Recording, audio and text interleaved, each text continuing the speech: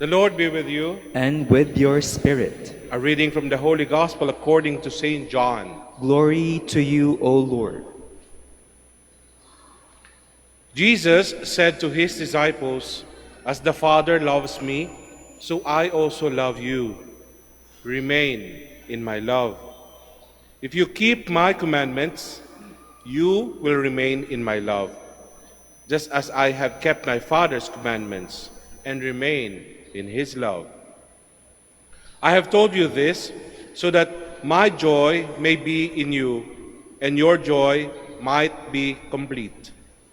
This is my commandment: love one another as I love you. No one has greater love than this, to lay down one's life for one's friends. You are my friends if you do what I command you. I no longer call you slaves, because a slave does not know what his master is doing.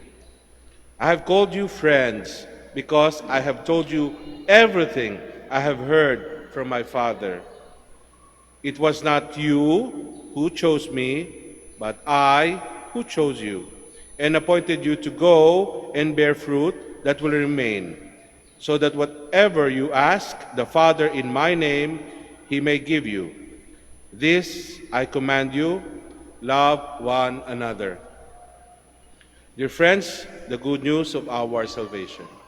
Praise to you, Lord Jesus Christ. Please be seated. Good morning, brothers and sisters. Our gospel reading for today was taken from the book or the Gospel of St. John, chapter 15, verses 9 to 17. Just in case you would like to review today at reflect more on our gospel reading. In our gospel reading today, Jesus is inviting us to a more close or intimate relationship. Ang Diyos ay gusto makipagbanding sa atin. Jesus is calling us to come closer to Him. As what? As friends. Sabi niya, I'm calling you friends, not anymore slaves. Hindi ko na kayo tatawaging alipin. Kayo ay tatawagin kong kaibigan. Kasi ang kaibigan, nire-reveal niya kung ano yung direksyon at plano niya sa buhay para sa kanyang mga kaibigan. Pero kung ikaw ay alipin ko, ikaw ay aking slave, hindi ko sasabihin sa iyo lahat ng mga sikreto sa buhay. At hindi ko sasabihin sa iyo kung paano tayo magiging close sa isa't isa. But because Jesus would like to be close to us in terms of bonding, intimate bonding, so sabi niya, I call you friends. Kaya lang, yung friendship natin, yung pakikipagkaibigan ko sa inyo, sabi ni Jesus, ay merong kalakip, merong kaakibat, may corresponding requirement. Ano yon? There's a command requirement. There's a command requirement at simple lang yung utos na requirement. Love one another. Parang madali pakinggan, pero parang mahirap gawin. Sabi natin, paano ba dapat gawin ito? At saka bakit ba namin kinakailangan gawin ito? Pwede na ikaw na lang ang mahalin namin, wag na yung katabi namin. Diba? Sabi natin, Lord, pwede ikaw na lang, diretso na lang sa'yo. Wag na yung mga kasama namin, wag na yung nasa likuran namin, nasa harapan namin. Ba't kinakailangan pa yon? Well, sasabihin ni Lord, because you do not choose me. It was I who chose you. I chose you, I chose you, I chose you, I chose you, you, and you. At lahat kayo, I chose you. That's why you are here. Pinagsama-sama ko kayong mga chosen ones ko here. At isa lang ang assignment na gagawin ninyo. Magmahalan kayo. Because ang gusto kong magkakaibigan, nagmamahalan. Sabay-sabay kayong pupunta, papalapit sa akin. Yun ang plano ng Diyos. To come close together towards Him. Hindi po pwedeng solo-solo lang. Hindi po pwedeng ikaw lang. Kaya nga sabi niya, I call you friends, but my dear friends, please, love one another. Ang tanong, paano ba kami magmamahalan sa isa't isa? Let's go back to the greatest commandment of Jesus when He said, there are two greatest commandments. Love God above all else, sabi niya. And pangalawa, sabi niya, love your neighbor as yourself. O may clue na tayo doon. Love your neighbor as yourself. Mahalin mo yung kapwa mo nang gaya sa pagmamahal mo sa sarili mo. So we can also say, if we love one another, if we love ourselves, if we love one another by loving ourselves, no? Mamahalin natin ang kapwa natin gaya ng pagmamahal natin sa sarili natin. Yun ang clue.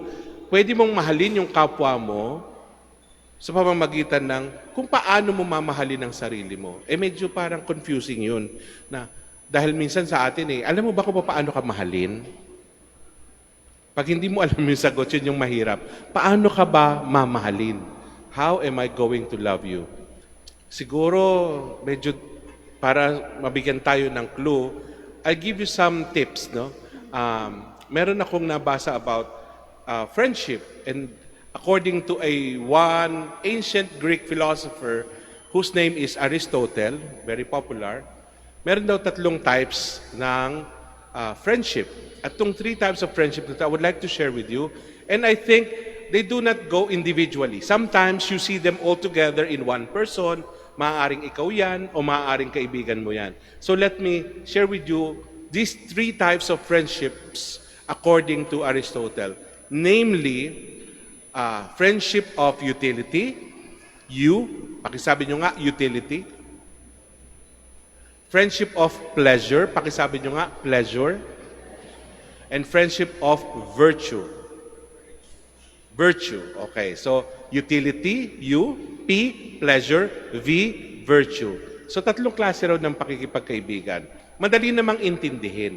Yung una, yung friendship of utility, meron daw tayo mga kaibigan na parang, well, ako na magbibigay sa inyo ng metaphor. Meron tayong mga kaibigan na parang pusa. Sino rito may alagang pusa? Taas ang kamay. Makaka-relate kayo. Kahit yung mga ligaw na pinakakain ninyo, yung mga pusa na yan, pagka hindi ka kailangan, yan lumalapit. Hindi mo yan makikita, kahit yung ligaw. Pero kapag oras ng gutom yan, makikita mo yan.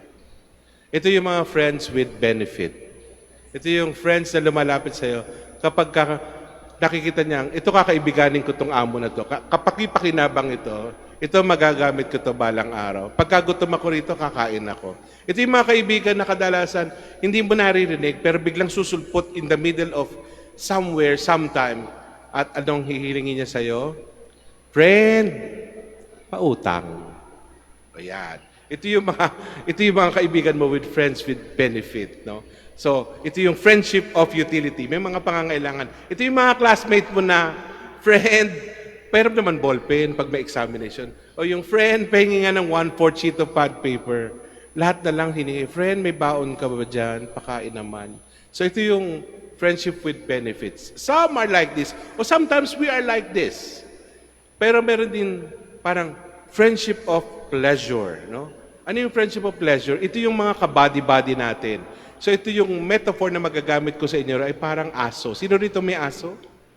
Mga nag-aalaga ng aso. Okay. Sa mga nag-aalaga ng aso, alam niyo yung aso nyo, masarap kasama yan. Ito yung activity partner ninyo. Ito yung equal partner ninyo. Ito yung kasama mo pag naglalaro. Ito yung kasama mo pag nag-sports. Ito yung masarap kasama. Ito yung masarap katrabaho. Ito yung kadalasan sinasabi mong best friend ko, best buddies ko. Kasi pareho kami ng wavelength. No? Are you still with me? Okay, klaro tayo. So ito yung mga kaibigan mo na pleasant kasama. Pero on the 3rd level, meron tayong tinatawag na friendship of virtue. Yung friendship of virtue natin, wala akong maisip na hayop dito. Pero may naisip ako tao. Ito yung parang parent mo. Parent? Bakit parang parent pero friendship? Kasi, ang sabi dun sa 3rd level ng friendship, ito dapat yung mga taong brings out the best in you. They are the people that gives you the best version of yourself. Pinalalabas na yung best version of yourself. According kay St. Thomas Aquinas, friendship should be like charity. Ano yung charity, no? Dapat daw, you look after or you think for the benefit or the good of the other person. If you think, always think for the good or the benefit of the other person, kahit hindi niya hingin, ikaw ang magbibigay. Are you willing to sacrifice that? Sino ho ba dito mga magulang, ang mga may anak? May tao ho ba dito? Gising ho ba kayo? Okay. So yung mga magulang dito, pakitignan niyo po yung mga tinaas ninyong kamay. Tatanungin ko lang kayo, meron ho bang ugat? Yan ho ba ay kamukha pa rin ng inyong kabataan ng inyong mga daliri? Kung ang inyong mga daliri po at sa inyong mga kamay ay nakikita niyo pong nag-ugat na, masyahan po kayo. Dahil yan po ay pag-aaruga sa inyong mga anak. Kapag kayo po sabi niyo sa sarili niyo, Father, meron akong mga gustong bilhin ng kabataan ko. Minsan t-shirt lang na simple. Pero imbis na ibili ko ng t-shirt, titipirin ko na lang. Kasi ipanggagatas ko ng anak ko. O kaya, sabi ko sa sarili ko, ipagpapaaral ko na lang sa anak ko. If you have done that sacrifices, that is parenting. And that is a level of friendship na sinasabi dito. Na tinitingnan mo yung ikabubuti ng isang tao. Kahit hindi niya hingin sa'yo. Ipaglalaba mo siya. Ipagluluto mo siya. Kaya nga pag tinanong ka ng asawa mo, Dear, mahal mo ba ako? Humarap ka sa salamin, sabihin mo, kita mo ba to? Kita mo ba to? Kita mo ba to? Lahat yan, ibinigay ko sa iyo. Pagluluto, paglalaba, ano pa gusto mo? Pagpapaaruga ng anak mo. Minsan ako na nga naglilinis ng sasakyan. Pag sinabi mo sa kanya lahat ito, enumerate mo. Kung hindi pa pagmamahal to, ano na lang? Di katangahan. Dahil in love talagang magiging tanga ka because you're willing to give everything for the sake of the loved one. Pero yun lang ba yun? Yun lang bang ang ibig sabihin ng virtue? No. Sasabihin mo, parang katunog naman siya, Father, ng utility. Hindi. May kakaiba ito. May twist ito ng konti. Ano yung twist ng konti? If you are looking after the good or the benefit of the other person, hindi lang pwedeng puro pampering lang, puro bigay lang ng bigay. Sa mga oldies dito, makaka-relate pa kayo sa akin, kung natatandaan niyo pa yung inyong Florante at Laura. Nako, ano ba yun, Father? Balikan nyo na lang, hanapin nyo sa internet, Florante at Laura. Meron doong kaunting stanza na nagsasabing, ang taong laki sa layaw, karaniway, hubad. Natatandaan nyo pa siya? Tapos may isa pang linya, tapos ang last line niya na malapit sa kanya, masaklap na bunga ng maling ng maling pag-aaruga o maling paglingap. No? Anong ibig sabihin? Yung mga tao na laki sa layaw, ibig sabihin, bigay ka ng bigay, pampered na pampered mo, oftentimes, napapariwara. Laki sa layaw, karaniway hubad, napapariwara. Bakit sila napapariwara? Kasi unfortunate result daw ito ng wrong upbringing. Unfortunate result of a wrong upbringing. Kasi nga, binusog mo sa layaw, pero nakalimutan mo yung isang important element. Ano yun? Disiplina. Kaya nga yung mga magulang, ang kanang kamay niya ay pagmamahal at pag-aaruga. Sa kaliwang kamay naman niya, siya ay nagdidisiplina at nagsasabi sa iyo, mali na yung ginagawa mo, anak. Kinakailangan kitang paalalahanan. Reprimand. I should remind you of what to do and what you should do for your life. Kaya nga, sa unang banda, tayo ay nagbibigay ng pagmamahal sa ating mga anak. Ganon din naman sa pagkakaibigan. Binibigay mo sa kanya lahat, pero do not forget, pag nagkakamali na yung kaibigan mo, nagpapariwara na yung kaibigan mo, palalahanan mo din siya. No? Remind your friend na mali na yung decision mo. Maliya ang mga desisyon mo sa buhay. For example, nakikiapid na. Sabihin mo, mali yan. Hindi ako pwedeng, dahil kaibigan mo ako, hindi ako pwedeng magsawalang kibo na lamang. Sasabihin ko sa iyo, magkasama tayo, mahal kita, kaibigan kita. Pero yung mali yung makiapid sa hindi mo asawa. Oh. That is our role. Ganon din sa mga magulang. Pag mali na yung ginagawa ng anak mo, palalahanan mo siya. Because ito nga yung you're acting not really as a parent here. You're acting as a friend.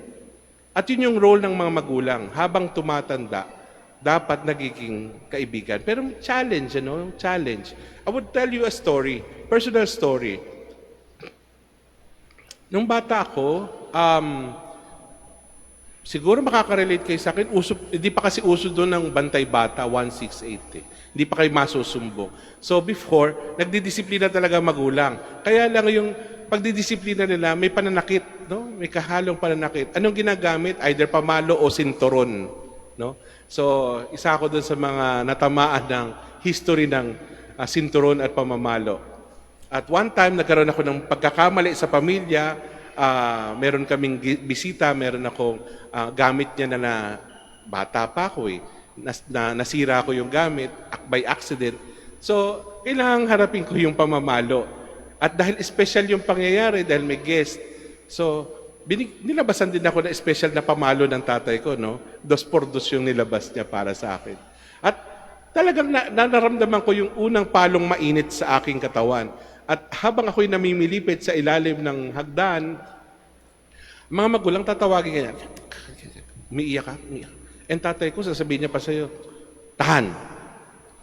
Wag iyak. Eh di,